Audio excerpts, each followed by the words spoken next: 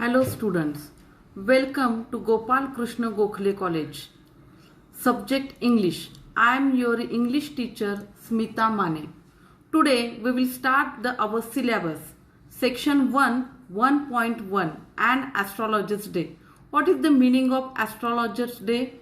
Astrologer's Day means एका ज्योतिषाचा दिवस. What is the meaning of an astrology? An astrologer means a person who is an expert in astrology. Astrology means the study of the positions and movements of the stars and the planets and the way that some people believe they affect people and events. That is the meaning of astrology. Now we will start the icebreakers. Icebreakers means introduction about the lesson.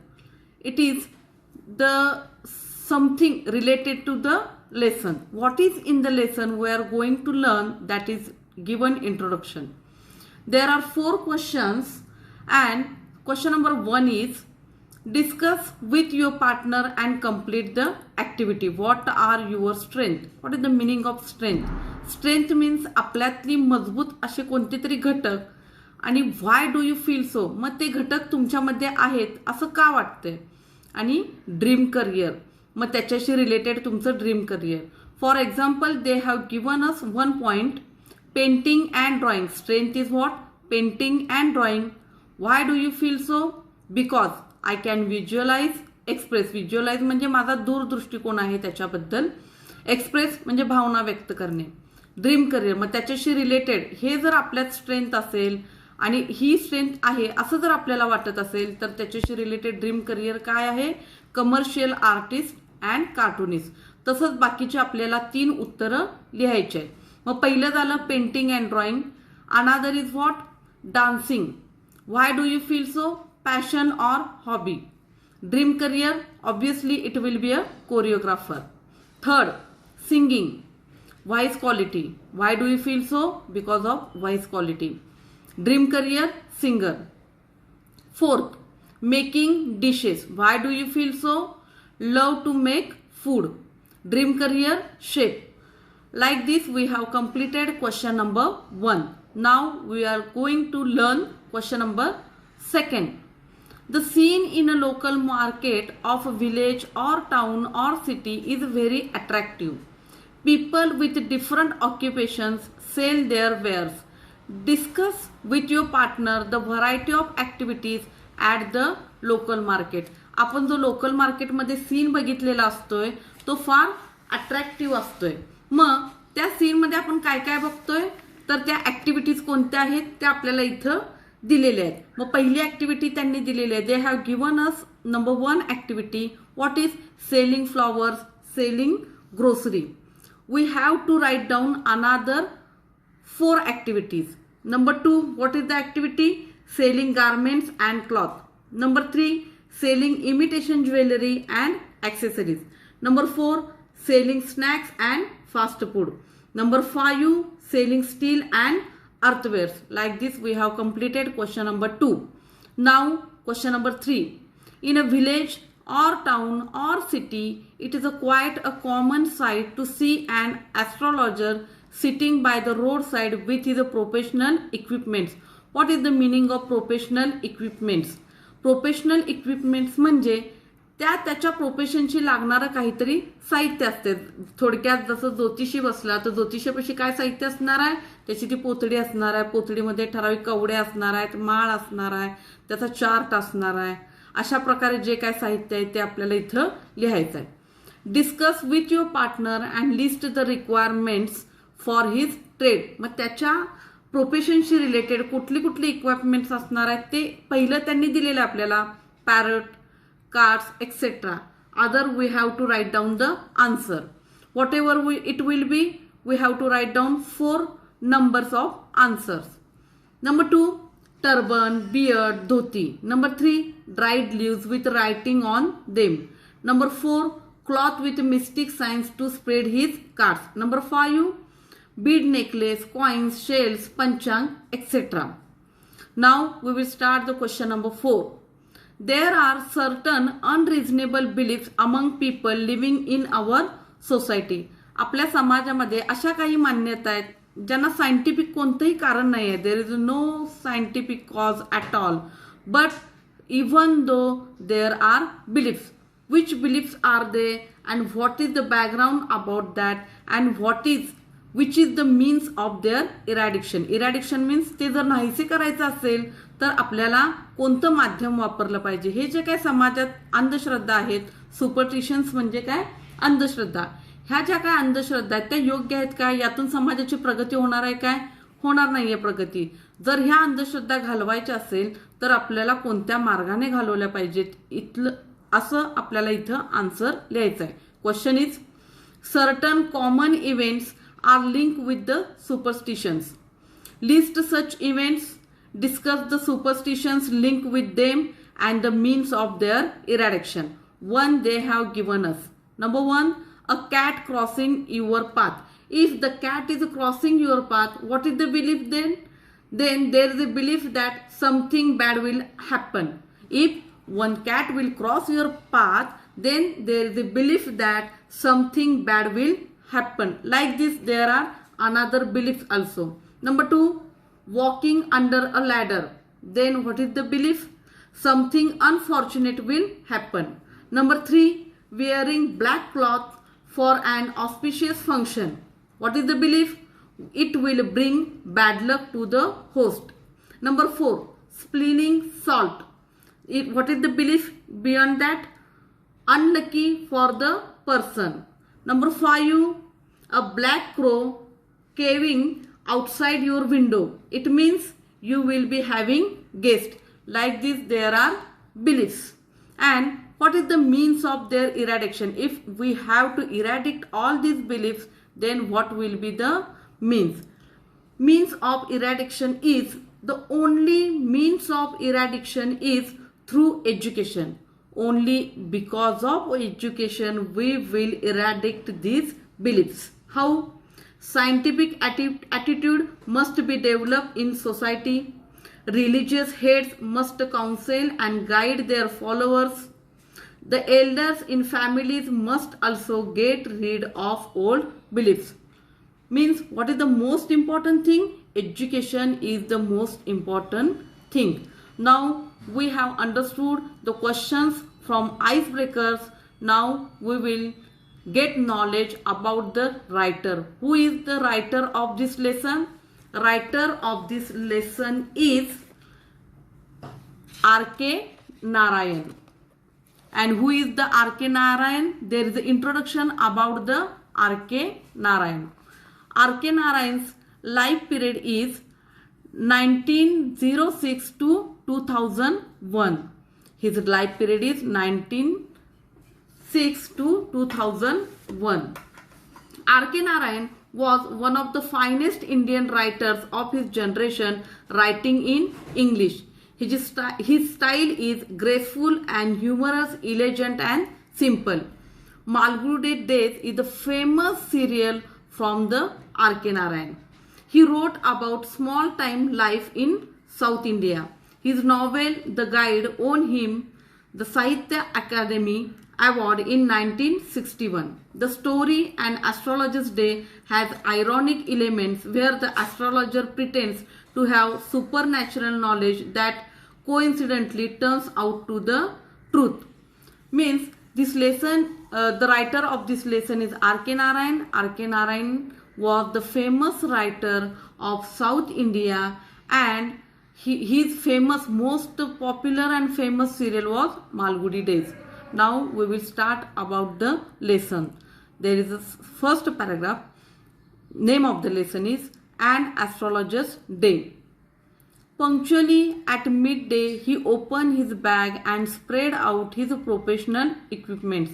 All of us know that now what is the meaning of professional equipments. Professional equipments म्हणजे काय? त्याच्या व्यवसायाशी निगडीत लागणाऱ्या ठराविक वस्तू. Which जसं किराणा मालचं दुकान आहे. किराणा मालच्या दुकानात काय लागणार आहे? धान्याची पोती लागणार आहे, वजन तांगडी लागणार आहे, वजन काटा लागणार आहे. हे जे काय साहित्य लागते तसं प्रत्येक ट्रेडसाठी वेगवेगळं साहित्य लागणार आहे. Like this there is a person, he has come at the perfect time of his work which consisted of a dozen cowrie shells, a square piece of cloth with obscure mystic chart on it, a notebook and a bundle of Palmyra writing. म्हणजे इथं एक ज्योतिषी आलेला आहे, त्यानं त्याचं cowrie shells आणलेला आहे, त्याचा लागणारा चार्ट आणलेला आहे आणि तो नेहमी दुपारची त्याची ठराविक जी काय टायमिंग आहे त्या टायमिंगला आलेला आहे. बघा, अगदी वेळेवर मध्यानीला त्या ज्योतिषाने आपले गाठोडे उघडले आणि त्याच्या व्यवसायातील सामुग्री बाहेर पसरली.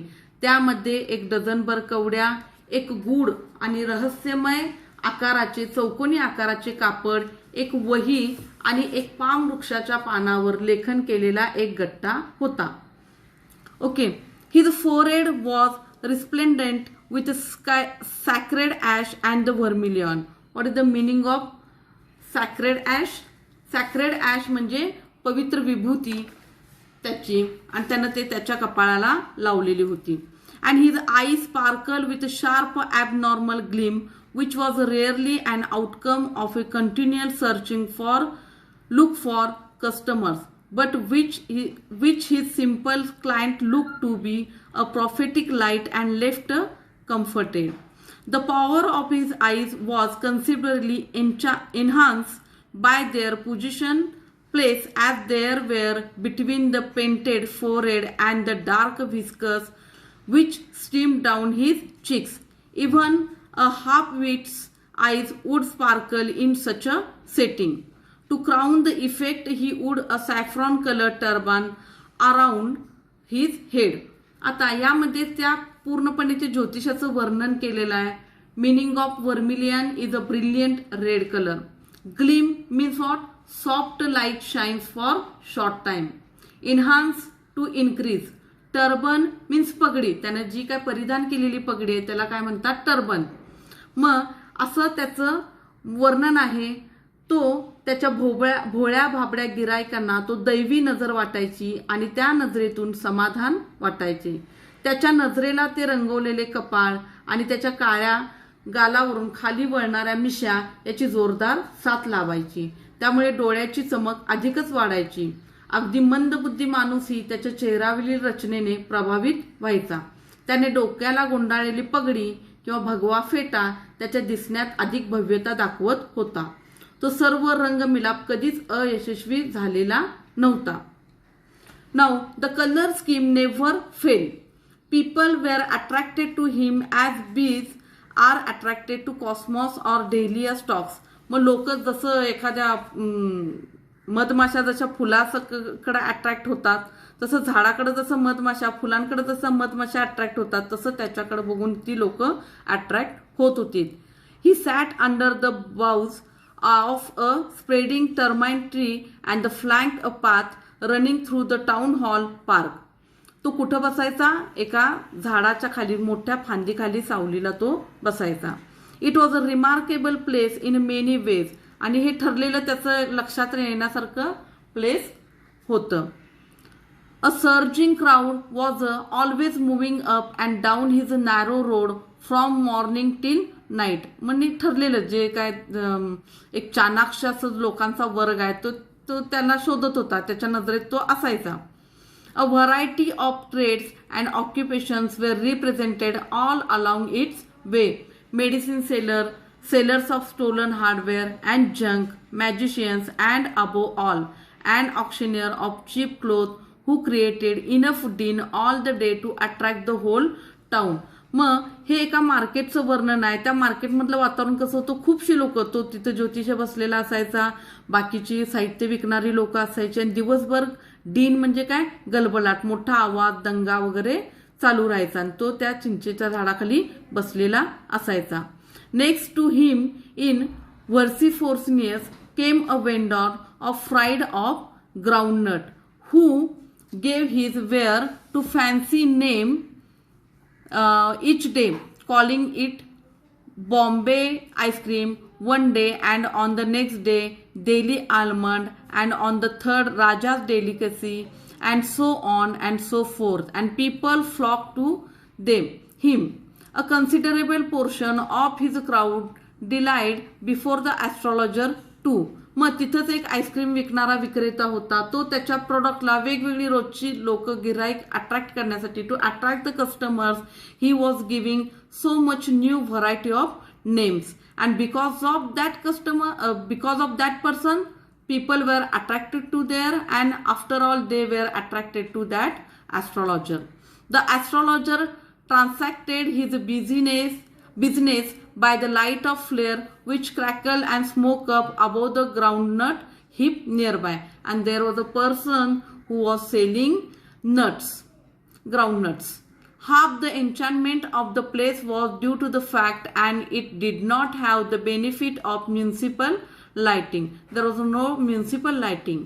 The place was lit up by the shop lights, and the place was because of the other shops and their light, the place was light up. One or two had hissing gas lights. That time period there were gas lights were also available. There was no tubes and bulbs were. Some had neck flares stuck on poles. Some were lit up by old cycle lamps, and one or two, like the astrologer, managed without light of their own. मग हा जो काय astrologer होता ह्याला त्याच्याकडे स्वतःची light नव्हती. जो काय शेंगदाणे विकणारा बाजूचा विक्रेता होता त्याच्या मशालेची जी काय लाईट होती त्या लाईटच्या आधाराने तो त्याचा व्यवसाय चालवत होता. आणि ती लाईट पण कशी होती, फार ब्राईट वगैरे अशी नव्हती, तर bewildering means confuse and uncertain of light rays and moving shadows. This suited the astrologer very well for the simple reason that he had not in the least intended to be an astrologer when he began life. मग आता इथं दिलेलं आहे ॲस्ट्रॉलॉजरचं introduction दिलेलं आहे की बाबा तो जन्मजात ॲस्ट्रॉलॉजर होता काय किंवा पिढीजात त्याची ॲस्ट्रॉलॉजी होती काय नव्हती. तर त्याच्या बाबतीत एक इन्सिडन्स झालेला, आणि त्या इन्सिडन्समुळं because of that incident he has become an astrologer, and he knew no more of what was going to happen to others than he knew what was going to happen to himself next minute. मग त्याचं आयुष्य कसं होतं, त्याचं आयुष्य पण इतर लोकांसारखं uncertain होतं. दुसऱ्याच्या आयुष्यात दुसऱ्या क्षणाला काय घडणार आहे हे जसं माहिती नाही, तसं स्वतःच्या आयुष्यात देखील दुसऱ्या क्षणाला काय घडणार आहे हे त्याला देखील माहिती नव्हतं. He was as much a stranger to the stars as were his innocent customers. Yet he said things which pleased and astonished everyone. That was more a matter of study, practice, and shrewd guesswork. All the same, it was as much as an honest man's labor as any other, and he deserved the wages he carried home at the end of the day. जसं इतर लोक astrology बद्दल अनभिज्ञ होती किंवा त्यांना त्यातलं काही नॉलेज नसतं, तसंच त्यालाही तसंच नॉलेज नव्हतं. पण शेवटी प्रॅक्टिसनं, ह्युमन नॉलेजनं, त्यांचा स्वभाव वगैरे हे जे त्यानं अनुभवावरून शिकला, आणि त्या अनुभवावरून जो काय तो त्याची एक प्रकारची कला व्यक्त करत होता हे मॅनेज करून नेत होता, आणि त्याच्यामुळे त्याला त्या मेहनतीचे पैसे मिळत होते. आणि he has ability to take this, आणि तो त्याच्या कष्टाच्या पैशानं घरी घेऊन जात होता आणि घर चालवत होता. He had left his village without any previous thought or plan. तर मग ह्यानं त्याचं विलेज कसं काय सोडलं, तो कुठं होता, he was already a villager. He left his village. There something is happen in his life, that's why he has left his village. If he had continued there, he would have carried on the work of his forefathers, namely tilling the land, living, marrying, and ripening the cornfield and ancestral home. मग त्याचं आयुष्य कसं होतं, त्याचं आयुष्य शेती करण्यासारखं होतं. पिकं पिकवणं, कॉर्नफ्लीड मक्याची शेती करणं, त्याचं पिढीजात घर होतं, त्या घरात राहणं, लग्न करणं, ह्या ज्या काही कॉमन थिंग्ज आहेत आणि जे सर्वसामान्य आयुष्य असंच त्याच्या नशिबात ते आयुष्य होतं. But that was not to be. पण ते तसं घडलं नाही. He had to leave home without telling anyone, and he could not rest till he left it behind a couple of 100 miles. To a village it is a great deal, as if an ocean flowed between. मग असा कोणता तरी एक प्रसंग झाला की त्याला ते घर सोडावं लागलं, त्याला पिढीजात तो व्यवसाय शेती वगैरे करू शकला नाही आणि त्यानं घाई गडबडीत कितीतरी 100 मिल्स आल्यावर मग त्यानं तो 100 मिल्स येईपर्यंत त्यानं पाठीमागं पण वळून पाहिलं नाही. अशा प्रकारे ते त्यानं कोणालाही न सांगता व्हिलेज सोडलेलं होतं. This incidence is given here, and today we will stop here, and next paragraph we will explain in the next lecture. Okay.